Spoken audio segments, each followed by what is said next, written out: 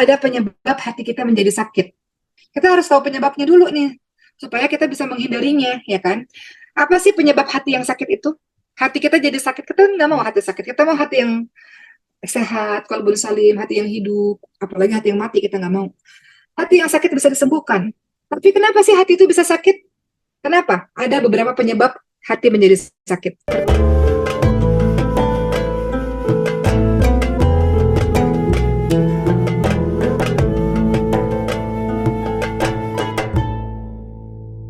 Nah, pertanyaannya teman-teman semua, lalu bagaimana nih cara kita menyembuhkan penyakit yang ada dalam hati kita ini? Setiap penyakit pasti ada obatnya. Penyakit badan ada obatnya, termasuk penyakit hati juga ada obatnya. Beberapa obat penyakit hati ya, disebutkan oleh Imam Al-Qushairi, beliau mengatakan ada beberapa obat bagi orang yang punya penyakit hati. Beberapa obat itu adalah yang pertama, obat hati terdiri atas 5 perkara. Di antara yang lain masih banyak ya. Pertama, membaca Al-Quran dan kemudian tadabbur Quran. Kalau hatimu panas, hatimu iri, dengki, benci, pemarah, hatimu nggak tenang, nggak ada qalbun salim di sini, nggak ada tenang, nggak ada selamat, bergunjing, nggak suka ngeliat orang lain bahagia, itu hati yang banyak penyakitnya.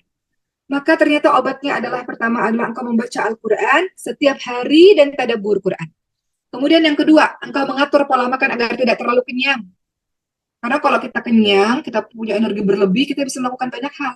Oleh karena itu, bisa dengan cara berpuasa. Puasa itu menjadi benteng bagi dirimu, benteng untuk lisan, perisai lisan untuk tidak mengatakan hal-hal yang aneh-aneh, benteng dari pemikiran yang buruk, ya, untuk tidak berpikir yang aneh-aneh hati, itu semua benteng. Jadi kedua, kalau kita mau menyembuhkan penyakit hati kita adalah mengatur pola makan agar tidak terlalu kenyang. Jangan makan terlalu kenyang, berhenti sebelum kenyang. Atau mungkin engkau bisa puasa, puasa Senin Kamis, atau puasa terbaik, puasa Daud. Ketiga, bagaimana engkau menyembuhkan hatimu yang sedang sakit? Bangun malam. Bahkan sedang haid pun, wahai teman-teman perempuan. Bangun malam. Sekarang subuh tuh jam 4 lewat 8 mungkin, jam 4 lewat 7. Bangun sebelum jam 4 lewat 7 itu. Bangun jam setengah 4 lah. Setidaknya ada waktu 40 menit untuk engkau berdoa kepada Allah, berzikir kepada Allah. Bahkan orang haid sekalipun bukan berarti engkau tidak qiyamul teman-teman semua. Orang yang lagi dapat sekalipun, perempuan-perempuan yang lagi dapat sekalipun, kau bisa bangun, kemudian kau pakailah mukenamu itu, ya, dan kemudian kau berdoa kepada Allah Subhanahu Wa Taala, kau berzikir banyak kepada Allah. Itu menghidupkan malam. Jadi untuk menyembuhkan hati yang sedang sakit adalah banyak bangun malam, tahajud, kah, zikir, kah, berdoa kah kepada Allah, beristighfar kepada Allah, ya, bangun malam. Keempat, sama juga merendahkan diri di hadapan Allah di akhir malam. Kalau tadi bangun malam dengan berbagai macam ibadah, ini merendahkan diri, betul-betul merendahkan diri kepada Allah. Nikmat teman-teman sekalian, Masya Allah, nikmat. Ya, kalau kita mencintai Allah, kalau kita mencintai seseorang, kita pasti meluangkan waktu untuk mereka kan. Kalau kita cinta sama seseorang, kita pasti pengen ngobrol terus sama mereka kan. Kalau kita cinta sama seseorang, kita pasti pengen dekatan terus kan. Begitu pula kalau teman-teman mengatakan teman-teman cinta sama Allah, pasti teman-teman pengen waktunya berduaan terus dengan Allah, pengen ngobrol, pengen nangis, pengen mencurahkan segala sesuatu. Jadi, yang keempat, obat dari penyakit hati adalah engkau merendahkan diri di hadapan Allah di akhir malam. Kelima, obat dari penyakit hati adalah apa? Bergaul dengan orang-orang saleh. Bergaul dengan orang-orang saleh. Sementara obat penyakit hati menurut Imam Al-Ghazali, beliau menyebutkannya dengan pembagian dua, yaitu ada dengan amal ibadah, ada dengan akhlak-akhlak mulia. Amal ibadah itu apa? Ya, sholat, zakat, puasa, sedekah, haji, zikir, ya, amar ma'ruf nahi mungkar. Kemudian obat penyakit hati dari akhlak-akhlak mulia itu apa? Ada taubat misalnya, ada zuhud, ada sabar, ada ikhlas, ada jujur, ada cinta kepada Allah, ada tawakal, dan sebagainya. Begitu teman-teman semua, beberapa obat dari yang namanya penyakit hati. Penyakit hati ini kadang-kadang susahnya, banyak orang nggak sadar dia punya hati yang sakit, teman-teman semua. Nggak sadar dia. Makanya oleh karena itu butuh hati yang sensitif untuk bisa mengetahui mungkin hatimu sedang sakit, teman-teman semua. Ya, mari kita lihat ya, kita tadi sudah bahas hati yang bersih, yaitu hati yang selamat dari berbagai macam penyakit, hati yang tidak terdapat di dalamnya selain kecintaan kepada Allah dan takut kepada Allah, itu hati yang sehat. Kemudian hati yang mati, tadi kita sudah bahas, hati yang tidak ada kehidupan di dalamnya, hati yang tidak mengenal Tuhannya, hati yang tidak beribadah kepada Allah Subhanahu wa taala, hati yang mengikuti hawa nafsunya, hati yang hanya mengikuti kesenangan belaka, hati yang mengundang murkanya Allah Subhanahu wa taala, itu hati yang mati. Dan hati yang sakit sebenarnya hati yang masih menyimpan kehidupan. Hati yang sebenarnya masih menyimpan energi, namun telah bersarang penyakit-penyakit di dalam hati ini yang harus disembuhkan. Oke, okay? Jadi kita sudah tahu hari ini bahwa ada 3 hati. Teman-teman ingat bahwa di antara menghidupkan hati adalah dengan bergegas kita menghadap Allah Subhanahu wa taala. Mungkin di antara kita ada hati yang sakit karena bercokol beberapa penyakit hati. Tadi kita sudah sebutkan beberapa obatnya. Namun di antara yang paling mudah yang teman-teman bisa lakukan adalah yang menjadi penyebab hati selalu hidup, hati selalu selamat adalah dengan apa? Dengan bergegas menuju kepada Allah, dengan menyibukkan diri kita, lisan kita dengan zikrullah. Jadi bagi orang beriman nggak ada tuh yang namanya bengong, diem, kosong, nggak ada. Selalu berzikir. Teman-teman lihat surah Ar-Ra'd atau Ar-Ra'du ayat ke-28. Surah ke-13 ayat ke-28. Apa kata Allah? Alladzina amanu wa tatma'innul qulubuhum bidzikrillah. Alla bidzikrillah tatma'innul qulub. Orang-orang yang beriman, hati mereka menjadi tentram. Hatinya jadi tentram, jadi sehat, jadi selamat. Dengan cara apa? Dengan mengingat Allah. Ingatlah, hanya dengan mengingat Allah, hati kita menjadi tentram. Zikir itu apapun. Subhanallah, alhamdulillah, wa la ilaha illallah, Allahu akbar, istighfar, astagfirullahaladzim, la hawla wa la quwwata illa billah. Itu semua adalah sarana mengingat Allah. Dalam surah Ar-Ra'd atau Ar-Ra'du ayat ke-28. Ingatlah hanya dengan mengingat Allah, hati kita menjadi tenang. Atau teman-teman lihat dalam surah Al-Anfal ayat 2. Al-Anfal ayat 2. Apa kata Allah?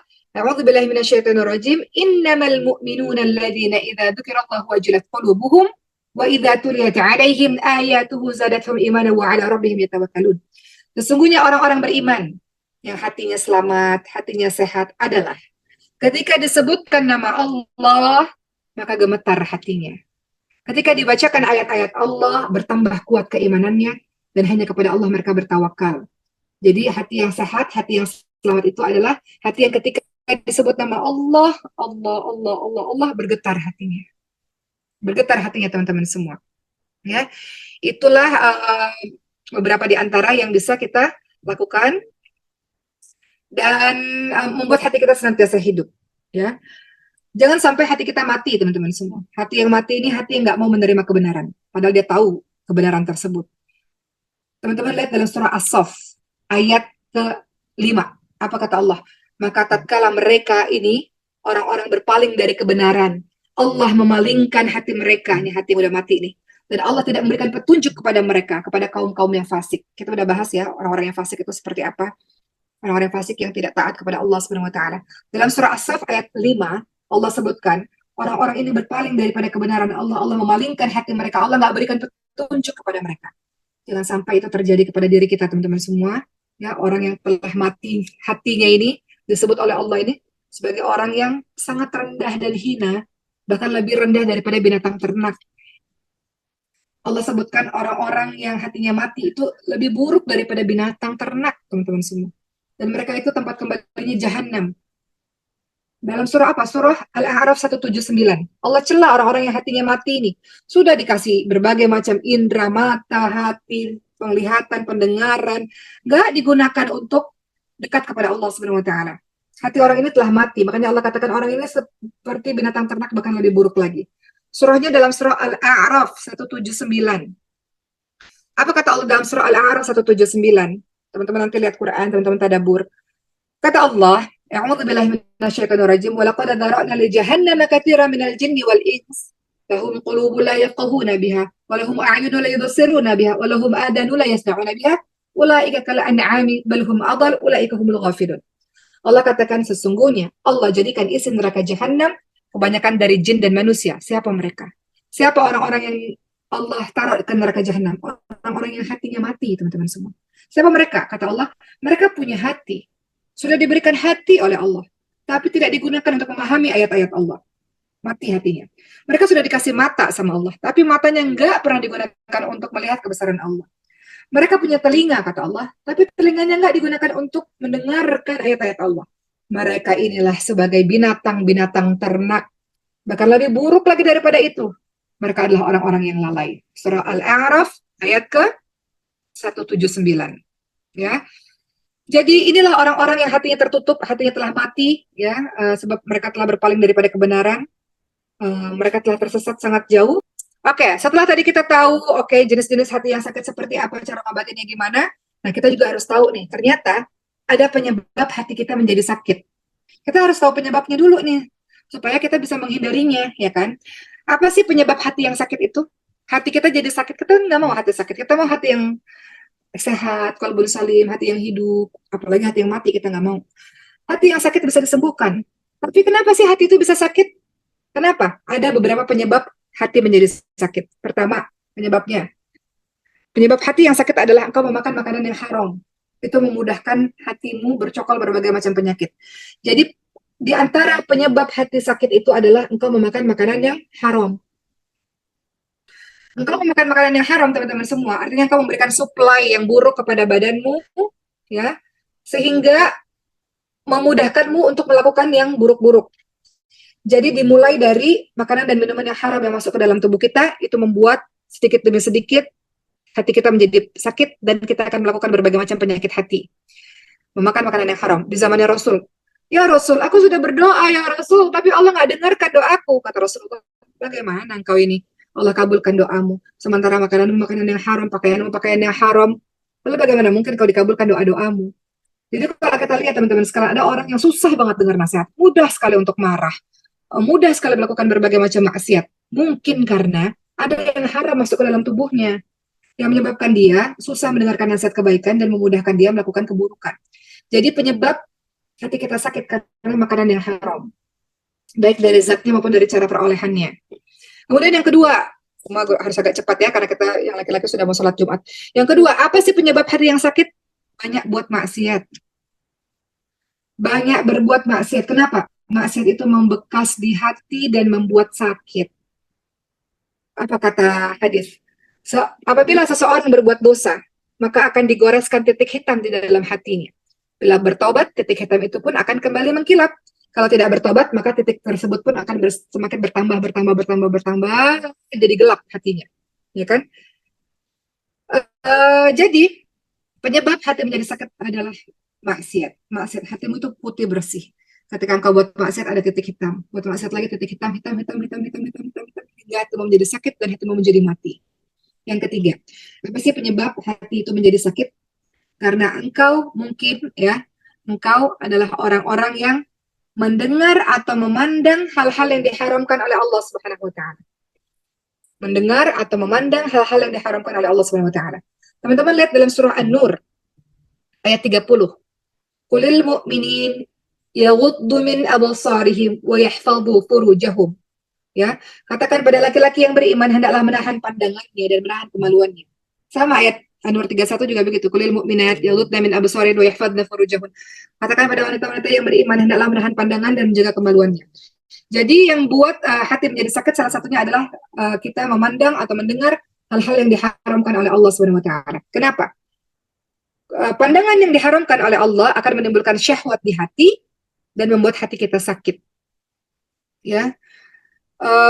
Ataupun apa yang kita lihat lah teman-teman semua ya, bacaan kah, video kah, atau apapun itu, pandangan-pandangan yang diharamkan, ya, itu memunculkan atau menimbulkan hawa nafsu syahwat dan membuat hati kita menjadi sakit.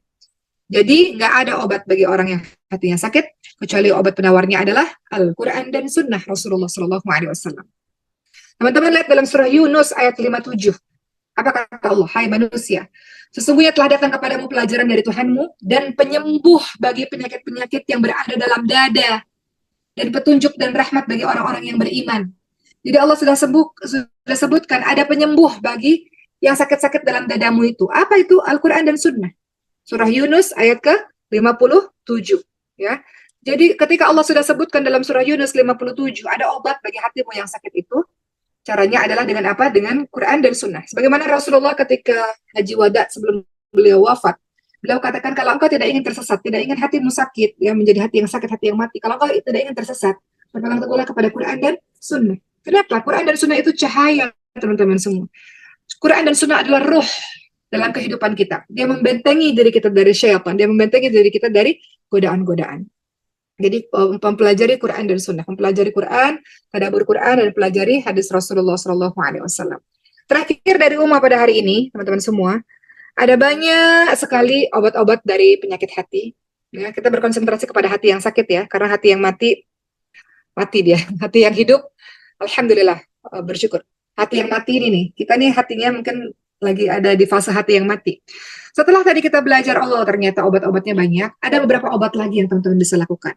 Kita harus temukan obatnya untuk menyembuhkan hati yang sakit.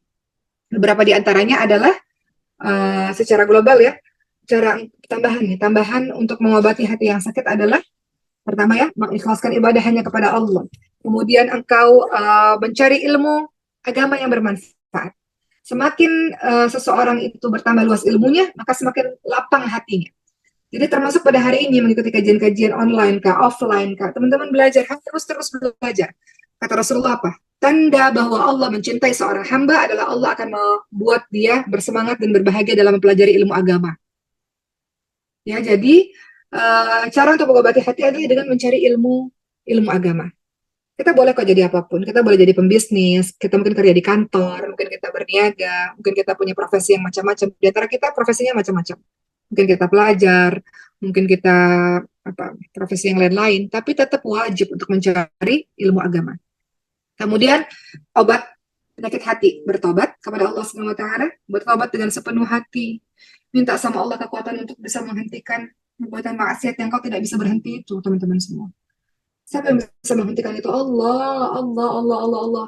Jaga kedekatanmu dengan Allah Subhanahu wa taala. Miliki waktu dalam sehari itu, waktu bermunajat kepada Allah 1 jam lah setidaknya. Setelah sholat wajib itu 1 jam lah di qiyamul lail itu, waktu untuk engkau bercengkrama, untuk engkau menangis kepada Allah, untuk engkau mengadu kepada Allah, apapun. Kenapa engkau nggak bangun? Kau tidak perlukah kepada Allah sampai engkau nggak bangun sholat malam itu, teman-teman semua? Dalam sehari kita berat loh, kita menjalankan hari-hari ini. Nggak mudah loh, teman-teman semua. Jadi kau kembali kepada Allah, ya, cara mengobati hati tadi dengan bertobat. Dengan apa lagi? Dengan berzikir kepada Allah di setiap kondisi dan setiap tempat. Kenapa? Berzikir itu punya pengaruh yang sangat kuat untuk menenangkan hatimu, untuk menghilangkan ketakutanmu, menghilangkan kedukaanmu. Zikir itu punya pengaruh yang sangat menakjubkan untuk melapangkan dadamu. Berzikir di setiap kondisi, di setiap tempat. Kemudian untuk obat hatimu apa lagi? Berbuat baik kepada seluruh makhluk. Berbuat baik kepada seluruh makhluk, kepada semuanya. Makhluk-makhluknya Allah, sama manusia kah, hewan kah, tumbuh-tumbuhan kah, apapun berbuat baik kepada seluruh makhluk Allah. Ya. Kemudian berikutnya teman-teman semua, obat bagi penyakit hatimu adalah meninggalkan segala sesuatu yang berlebihan dalam memandang, dalam berbicara, dalam mendengar, dalam bergaul, dalam makan, meninggalkan berlebihan dalam makan, dalam tidur. Ada orang yang hidupnya tidur terus, karena kan nggak ada waktu lain untuk melakukan hal-hal yang lain. Jadi kalau mau kita mengobati hati kita yang sakit, kurangi, tinggalkan sesuatu yang berlebihan. Dan terakhir, engkau sandarkan hatimu hanya kepada Allah. Itu obat hati. Bertawakal hanya kepada Allah, berhusnuzon, berprasangka kebaik kepada Allah Subhanahu wa taala. Dengan begitu hatimu akan tenang, hatimu akan bersih, akan suci, akan selamat. Ya, dengan bertawakal kepada Allah Subhanahu wa taala. Begitulah teman-teman semua yang kita bahas pada hari ini. Alhamdulillah. Ya, kita sudah bahas mengenai berbagai macam hal tentang hati, jenis-jenis hati yang selamat atau hati yang bersih, hati yang sehat, kemudian hati yang sakit dan hati yang mati. Kita sudah tahu definisi dari ketiga hati itu, dan kita sudah berkonsentrasi tentang tadi contoh-contoh hati-hati yang sakit, bagaimana mengobatinya, dan apa penyebab hati yang sakit. Mudah-mudahan apa yang Uma sampaikan pada hari ini ada manfaatnya pada kita semua untuk membersihkan hati kita insya Allah. Dengan hati yang bersih kita punya kekuatan dahsyat untuk bisa melakukan amal-amal soleh. Hati yang penuh kedukaan, hati yang penuh kesedihan, hati yang penuh marah, penuh dendam, penuh ketidaksukaan, itu akan merusak produktivitas kita. Itu akan membuat kita nggak fokus, membuat kita nggak bisa berdiri kuat untuk menjalani hari demi hari. Tapi hati yang bersih, hati yang tentram, yang tenang, membuat kita bisa menjalankan hari-hari dengan baik sampai waktu kita bertemu dengan Allah Subhanahu wa taala nanti. Baik, sekian dari Uma. Terima kasih teman-teman semua.